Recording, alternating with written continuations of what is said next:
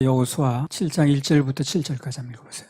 이스라엘 자손들이 바친 물건을 인하여 범죄하였으니 이는 유다 지파 세라의 증손 삽디의 손자 갈미의 아들 아간이 바친 물건을 취하였음이라. 여호와께서 이스라엘 자손들에게 진노하시니라. 여호수아가 여리고에서 사람을 베델 동편 베다웬 곁에 있는 아이로 보내며 그들에게 일러 가로되 올라가서 그 땅을 정탐하라 하매 그 사람들이 올라가서 아이를 정탐하고 여호수아에게로 돌아와서 그에게 이르되 백성을 다 올라가게 말고 2~3천 명만 올라가서 아이를 치게 하소서. 그들은 소수니 모든 백성을 그리로 보내어 수고롭게 마소서 하므로 백성 중 3천 명쯤 그리로 올라갔다가 아이 사람 앞에서 도망하니 아이 사람이 그들의 36인쯤 죽이고 성문 앞에서부터 스바림까지 쫓아와서 내려가는 비탈에서 쳤으므로 백성의 마음이 녹아 물같이 된지라. 여호수아가 옷을 찢고 이스라엘 장로들과 함께 여호와의 궤 앞에서 땅에 엎드려 머리에 티끌을 무릅쓰고 저물도록 있다가 여호수아가 가로되 슬프도소이다. 주 여호와여 어찌하여 이 백성을 인도하여 요단을 건너게 하시고 우리를 아모리 사람의 손에 붙여 멸망시키려 하셨나이까. 우리가 요단 저편을 족하게 여겨 거하였다면 좋을 뻔하였나이다. 여호수아가 가로되 슬프도소이다. 주 여호와여 어찌하여 이 백성을 인도하여 요단을 건너게 하시고 우리를 아모리 사람의 손에 붙여 멸망시키려 하셨나이까. 우리가 요단 저편을 족하게 여겨 거하였으면 좋을 뻔하였나이다. 왜 인도에서 이쪽으로 옮겼냐는 얘기를 하는 거예요. 지금 여호수아가 어찌하여 이 백성을 인도하여 요단을 건너게 하셨습니까? 그래가지고 결국 우리를 아모리 사람의 손에 붙여서 멸망시키려고 그랬습니까? 하고 물어보는 거예요. 지금요. 우리가 요단 저편을 족하게 여겼으면 좋았고 어쩌고 저쩌고 이제 이런 얘기를 하는 겁니다. 지금 이 말 중에 다분히 원망이 들어있는 거죠. 지금 그렇잖아요. 어찌하여 이 백성을 인도해가지고 요단을 건너게 했냐는 거야. 이렇게 멸망시켜서 전쟁에 지게 만들려면, 그러려면 차라리 요단 저편을 족하게 여기서 있으면 좋겠다 어쨌다는지 이런 얘기를 하는 겁니다. 근데 이 패배의 원인이 전쟁에 나갔는데 도와주지 않으셔서 우리가 이렇게 죽게 만든, 우리가 패하게 만든 하나님의 책임이 있다는 얘기를 하는 겁니다. 지금 시험 들었죠. 지금요. 이걸 보면서 야, 누구나 시험 들 수 있는 거구나. 이게 누구나 시험 들 수 있어요. 여호수아도 사람인데 뭐 당연히 시험 들 수 있죠. 그럼 여기에 대해 뭐라고 답변하셨는가? 하나님께서 간단 명료하게 했습니다. 간단 명료하게. 여호수아 7장 10절 11절. 여호와께서 여호수아에게 이르시되 일어나라. 어찌하여 이렇게 엎드렸느냐. 이스라엘이 범죄하여 내가 그들에게 명한 나의 언약을 어기었나니 곧 그들이 바친 물건을 취하고 도적하고 사기하여 자기 기구 가운데 두었느니라. 무슨 얘기를 하는 겁니까 지금? 간단히 말하면 패배의 원인이 하나님께 있는 것이 아니라 누구한테 있다는 거예요? 사람한테 있다는 얘기를 하는 거예요. 항상 사람한테서 원인을 찾아야 돼요.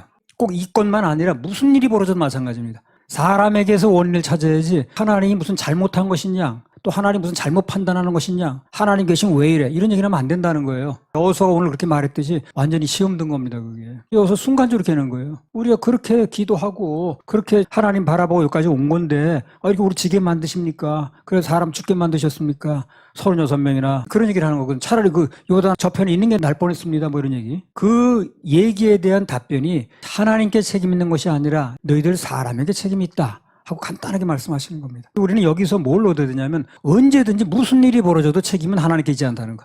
절대 그분은 잘못하지 않는다는 겁니다. 전에도 한번 얘기를 했잖아요. 하나님은 잘못하는 분이 아니라고. 책임은 다 사람한테 있습니다. 그래서 뭔가 하는 사람은 포로가 되었든 나라가 망해서 고생을 하고 있든 에스겔이나 느헤미야 다 보세요. 말할 때 나와 아비집이 잘못해서 그렇다고 그러지 하나님 잘못이라고 말하지 않잖아요. 한마디로 패배의 원인이 하나님께 있는 것이 아니고 사람에게 있다 하는 얘기를 하는 겁니다. 그러니까 실패의 원인을, 안 되는 원인을, 뭔가 기도 제목이 내 마음대로 안 되는 일을 하나님께 돌리게 되면 아무리 여호수아라 할지라도 어떻게 된다는 거예요? 시험 든다는 겁니다. 그렇게 하면 안 된다는 거죠. 그럼 시험 들어요. 목사가 됐든 여호수아가 됐든 그런 식으로 생각하면 다 시험 든다는 거예요. 그러니까 어떻게 생각해야 돼? 내게서 원인을 찾아야 되고 사람에게서 원인을 찾아야 됩니다. 여호수아도 순간적으로 사람에게서 원인을 찾는 게 아니라 아간이라는 사람에게 원인이 있었던 건데 그렇게 찾지 않고 하나님 무슨 잘못하신 것이냐, 왜 여기를 불러들였냐, 저기 있는 게 날 뻔했다 이런 식으로 나가니까 시험 들었다고요. 이걸 보면서 아하, 그렇게 생각하면 여호수아도 시험 드는구나. 시험에 안 들리면 반드시 원인을 나에게서 찾고 그리고 사람에게서 찾아야지. 하나님께 원인을 돌리고 그분에게 원망을 돌리면 시험 들기 딱 맞는 거구나 하는 걸 알게 됐다는 거죠. 기도 응답이 늦어진다. 그것도 원인을 사람에게서 찾아야 돼요. 응답이 늦어지는 것은 아직 내가 또는 우리가 뭔가 처리할 게 남은 거예요, 지금요. 그릇이 아직 만들어지는 과정이든가. 내 쪽에서 문제 찾아야지. 변화되려고 해야지. 자꾸 하나님께 원망을 돌리면 괜히 속절없이 세월만 갑니다. 세월만 가는 거예요. 내게서 원인을 찾아야 됩니다. 하나님은 절대 잘못하지 않습니다. 잘못하면 하나님이 아니죠. 원인은 항상 사람 쪽에 있는 겁니다. 어떤 문제와 실패의 원인을 하나님께 돌리게 되면 오늘 여호수아처럼, 여호수아 모르죠. 슬프다 그랬죠. 슬프도 소이다. 슬퍼요. 그렇게 되면 낙심되고 나중에는 원망까지 나오게 됩니다. 그런 원인을 내게서 찾으면 회개가 되고 겸손해지고 하나님 바라보게 되고 소망이 생깁니다. 하나님 바라보세요. 바라보는 순간 소망이 생기지. 그분이 일하실 것이 믿어지니까. 이사야 59장 1절에 3절. 여호와의 손이 짧아 구원치 못하심도 아니요 귀가 둔하여 듣지 못하심도 아니라 오직 너희 죄악이 너희와 너희 하나님 사이를 내었고 너희 죄가 그 얼굴을 가리워서 너희를 듣지 않으시게 함이니 이는 너희 손이 피해 너희 손가락이 죄악에 더러웠으며 너희 입술은 거짓을 말하며 너희 혀는 악독을 바람이라. 이는 너희 손이 피해 너희 손가락이 죄악에 더러웠으며 너희 입술은 거짓을 말하며 너희 혀는 악독을 바람이라. 하나님이 손이 짧아서 구원치 못하는 게 아니죠. 귀가 둔해서 듣지 못하는 것도 아니라는 거예요. 이분 내 기도 들으시기나 하시는 거야. 그렇지 않다는 겁니다. 그분이 귀가 어두워서 못 듣는 것도 아니고 손이 짧아서 구원 못하는 게 아니라는 거예요. 그럼 무슨 원인이 있다는 거예요? 우리에게 원인이 있다고 그러잖아요. 예. 너희 죄악이 너희와 하나님 사이를 내었고 그 얼굴을 가리워서 너희를 듣지 않게 만든다는 거예요. 지금요. 너희 손가락이 죄악에 더러웠으며 너희 입술은 거짓을 말하며 너희 혀는 악독을 바람이라. 간단히 말하면 너희한테 원인이 있다는 거예요. 이것도 그런 얘기입니다. 그분이 귀가 어두워서 못 듣는 것도 아니고 손이 짧아서 능력이 짧아진 게 아니라는 거예요. 우리 가끔 생각할 때 있잖아요. 하나님 들으시는 거예요, 지금 내 기도를. 그분도 좀 어려우신 게 아니야, 이거는. 그렇게 생각할 수가 있는데 가끔가다. 그러나 그게 아니란 얘기를 하는 겁니다. 지금 손이 짧아서 구원치 못하심도 아니고 귀가 둔해서 듣지 못하심도 아니고 너희와 하나님 사이에 죄악이 있다는 거예요. 해결할. 벌어진 원인이 인간에게 있는 것이 하나님께 있지 않다는 얘기를 하는 겁니다. 그래서 내 쪽에 문제가 있다는 것이 철저히 깨달아지면 그 사람은 생명 얻는 회개를 할 확률이 아주 높습니다. 내게 문제가 있는 거구나. 이게 내 능력으로 안 되는 거구나. 알게 되면. 사람과 사람 사이 관계에서도 마찬가지입니다. 원인을 상대에게서 찾으면 엄청 어려운 선택을 한 거예요, 이 사람이. 이렇게 된 원인이 너한테 있어. 누구 때문이야? 이렇게 찾아놓으면요, 어려운 길을 선택한 거예요. 원인을 내게서 찾으면 해결이 아주 빠릅니다. 원인을 상대에게 돌려놓기 시작하면 이 사람은 아주 어려운 길을 선택한 거예요. 내게 찾으면 내가 변하는 건 빠르거든. 내가 결정하는 대로 하면 되는 거니까. 상대방을 변화시키려고, 상대방을 결정시키려고 하는 건 어렵죠. 그 마음을 움직여야 되니까. 그 내가 움직이는 거 쉽잖아요. 내가 변하는 게 가장 빠른 길입니다. 하나님과의 관계든 사람과의 관계든 원인을 내게서 찾는 것이 가장 지름길이라는 거. 지름길을 알려주신 하나님께 박수 한번 해드려요. 여호수아 7장 7절. 여호수아가 가로되 슬프도소이다. 주 여호와여 어찌하여 이 백성을 인도하여 요단을 건너게 하시고 우리를 아무리 사람의 손에 붙여 멸망시키려 하셨나이까. 우리가 요단 저편을 족하게 여겨 거하였다면 좋을 뻔하였나이다. 여호수아가 요단 저편에서 하는 게 나을 뻔했다고. 여호수아는 그렇게 말을 했는데 그러나 나중에 밝혀진 바에 의하면 어떻습니까?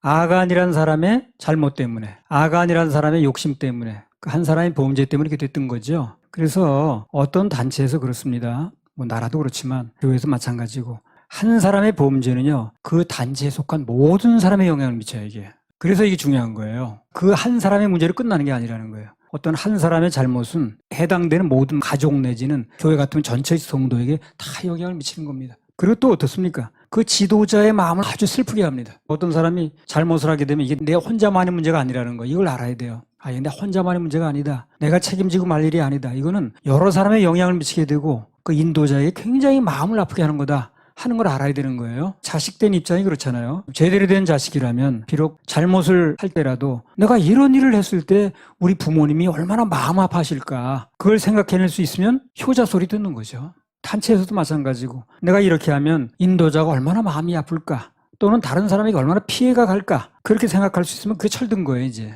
마찬가지입니다. 아간이라는 사람이 금덩어리 은덩어리 못 한 벌 숨겼죠. 만약에 다른 사람 조금만 생각했더라도 이렇게 알려지게 되면 내 가족은 어떻게 되고 우리 민족은 어떻게 될 것인가, 이걸 생각했더라면 넘어갈 수 있는 문제거든. 앞으로 마찬가지입니다. 혼자만 생각하지 말라고. 그럼 쓰러지기 쉬워요. 혼자 생각하지 말고 이런 문제가 벌어지게 되면 내가 속한 단체가 뭐가 될 것인가, 내 가족이 뭐가 될 것인가, 그리고 날 인도하는 인도자가 얼마나 마음이 아플 것인가, 그리고 여러 사람에게 얼마나 피해가 갈 것인가, 이런 걸 좀 생각할 수 있어야 된다는 거예요. 그러면 상당히 행동이 통제가 될 수 있어요. 내가 이렇게 하게 되면 또 이런 실수를 하게 되면 다른 사람이 얼마나 영향이 많이 갈까. 그리고 나를 사랑하사 나를 위해서 자기 목숨을 버리신 하나님의 영광을 얼마나 가리는 될 것인가. 뭐 이런 걸 생각하면 자제가 되죠. 못한 벌 잡고 금문덩어리 그것만 생각할 게 아니라 이걸 숨기고 범죄를 하면 우리나라 전체 백성이 무슨 영향을 받을 것인가. 그리고 지도자인 여호수아가 얼마나 입장이 어려워질 것인가. 이런 생각을 조금만 했더라도 그런 비극은 사전에 충분히 막을 수가 있었습니다. 나중에 보면요. 그 가족까지 다 죽었어요. 우리 중 누구든 어떤 범죄나 잘못된 일을 하게 될 경우가 생긴다 할지라도 우리 참 부모시고 지도자이신 주님을 생각할 수 있으면 그분의 영광이 가려질 텐데 하고 생각할 수 있다면 절제할 수 있다면 영적으로 철난 거죠. 그리고 그 시험거리가 무언지 이겨낼 확률이 높습니다. 진짜 많은 도움을 받아요. 항상 나만 생각하지 말고 내 가족을 생각해야 되고 내가 속한 단체를 생각해야 되고 또 내가 모시고 있는 하나님의 영광이 가려질 것인가 영광이 돌려질 것인가 이런 걸 좀 생각할 수 있어야 된다는 거예요. 매사에 하나님을 의식하는 것만큼 신앙이 성숙돼 갑니다. 그렇다면 중요한 일도 맡을 수 있는 거예요. 성숙이 됐으니까. 세상과의 전투를 하는데 세상에 나가면 다 전투죠. 싸움입니다. 다 우려가 안 맞는 게 맞고. 그래도 하나님을 의식하며 살아간다면 이길 수 있어요. 피해갈 수도 있고 나를 구별할 수도 있습니다. 하나님 의식하면 연전연승이고 사람 의식하면 연전연패입니다. 주 안에서 승리하는 사람들 보면 그 전투 태세부터가 달라요. 주님 믿고 의뢰하는 면이 남다릅니다. 사무엘상 17장 45절. 다윗이 블레셋 사람에게 이르되 너는 칼과 창과 단창으로 내게 오거니와 나는 만군의 여호와의 이름 곧 내가 모욕하는 이스라엘 군대의 하나님의 이름으로 내게 가노라. 자, 벌써 이 다윗은 전투 태세가 틀립니다. 벌써. 너는 무기라든가 칼과 창 믿고 나가는지 모르지만 나는 만군의 여호와의 하나님의 이름을 믿고 나간다는 거예요. 자세가 틀리죠. 벌써 이기는 사람은 승리하는 사람은 뭐가 되는 사람은 이 마음 자세가 틀려.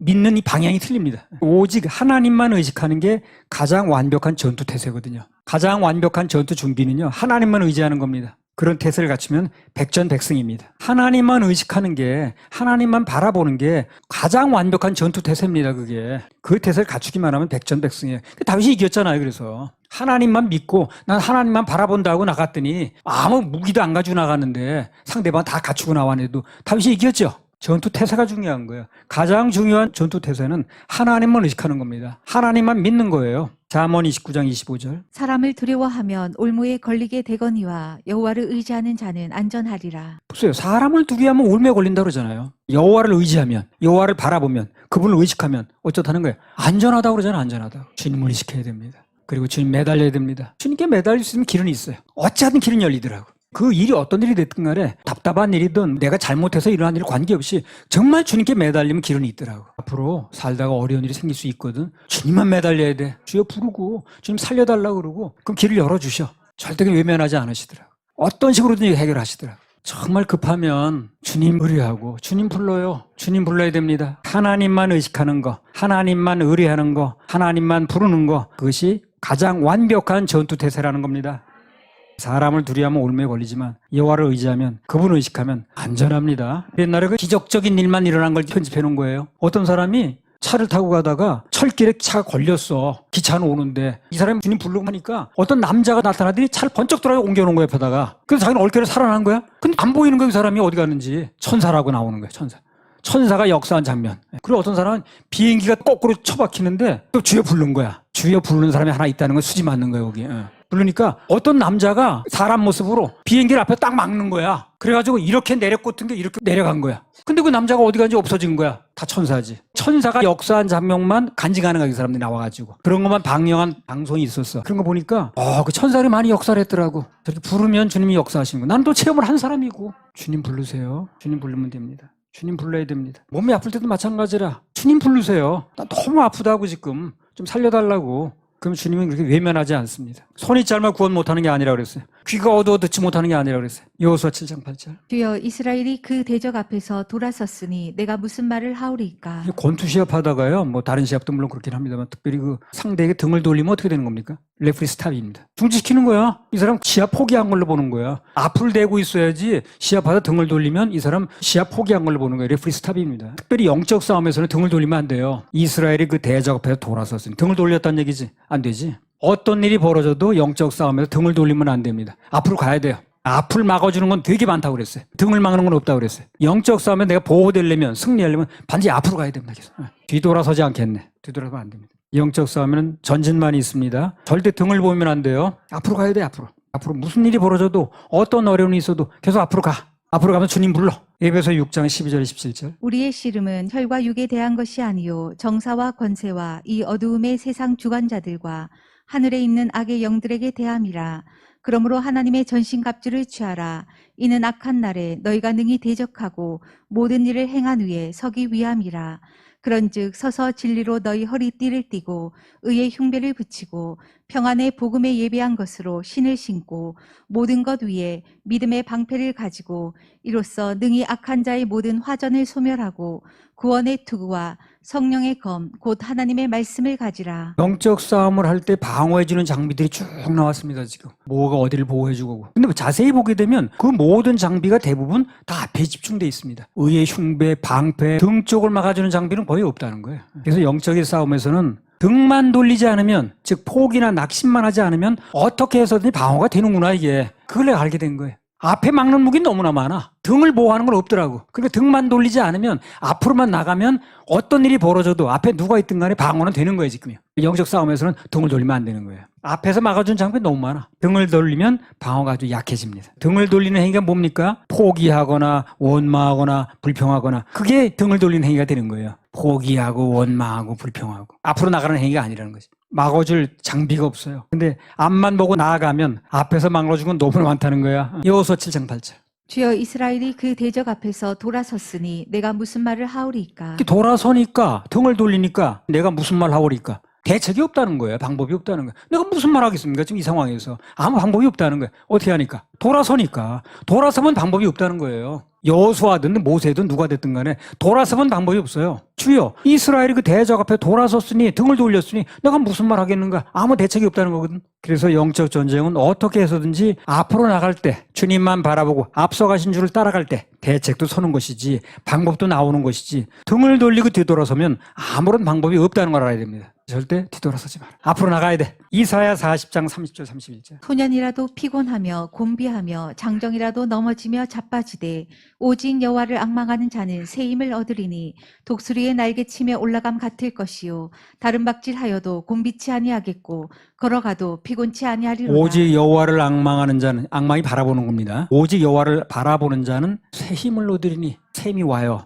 새 힘을 얻으니 독수리의 날개치며 올라감 같을 것이요 다른 박질하여도 곤비치 아니하겠고 걸어가도 피곤치 아니하리로다. 주님 바라봐야 됩니다. 어떤 형태가 됐든 간 주님 바라봐야 돼. 주님 불러요. 주여 불러요. 어떤 경우에 주님 바라보면, 그분을 생각해내면 일단 성공의 길로, 승리의 길로 접어든 겁니다. 무능한 자도, 무식한 자도, 가난한 자도 다 하나님께 쓰임을 받지만, 그러나 낙심하면 더 이상 쓰임 받지 못해요. 낙심하는 건 주님 바라보는 게 아니니까. 주님 바라보는 게 아니라는 건 주님 믿는 게 아니니까. 주님만 바라보면 돼요. 열왕기상 19장 2절 3절. 이세벨이 사자를 엘리야에게 보내어 이르되 내가 내일 이맘때에는 정녕 내 생명으로 저 사람들 중 한 사람의 생명 같게 하리라.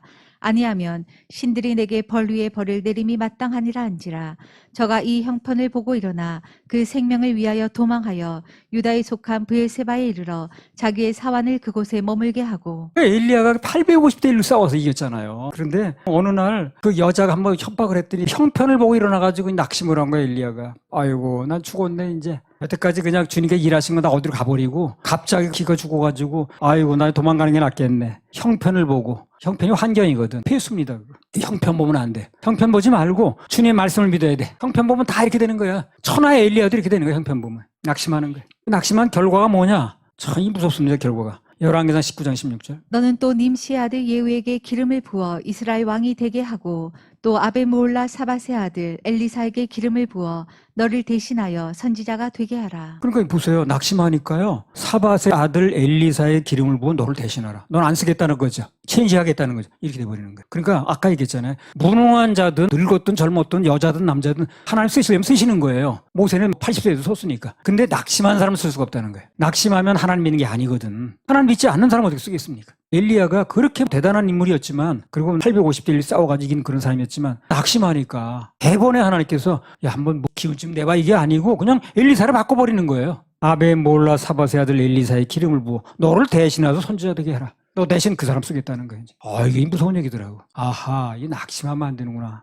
천하의 엘리야도 낙심하니까 그건 하나님 믿는 행위가 아니기 때문에 더 이상 쓰임받지 못했다는 겁니다. 주님 믿는 상태가 아니니까. 무능해도 힘이 없어도 배운 게 없어도 쓰임받을 수 있지만 그러나 낙심하면 쓰임받을 수 없다는 거예요. 베드로는 자기는 말도 몰랐어요. 대필했습니다. 그 쓰임받았잖아요. 어떤 경우에도 등을 돌리지 말고 앞으로 가기만 하면 우리 주님께서 방패도 돼주시고 산성도 돼주시고 바위도 돼주시고 피할 요새도 돼주시고 온갖 시험 다 막아주십니다. 그러나 낙심하고 뒤돌아서면 그때는 방어 무기가 신통치가 않아. 별로 없어. 뒤를 막는 게 별로 없어. 우리 주님은 목자시기 때문에 앞에서 인도하세요. 앞에서. 뒤에서 모는 분이 아니라 앞에서 인도하시는 분이 때 따라가면 돼요. 그 앞에 건 다 막아주시는 거예요. 뒤돌아서면 주님 찾기가 힘듭니다. 그래서 우리는 오직 앞을 보고 나가면서 성령의 검, 말씀만 가지고 있으면 능히 승리할 수 있습니다. 할렐루야. 그렇게 하실래 하나님께 박수 올려드려요.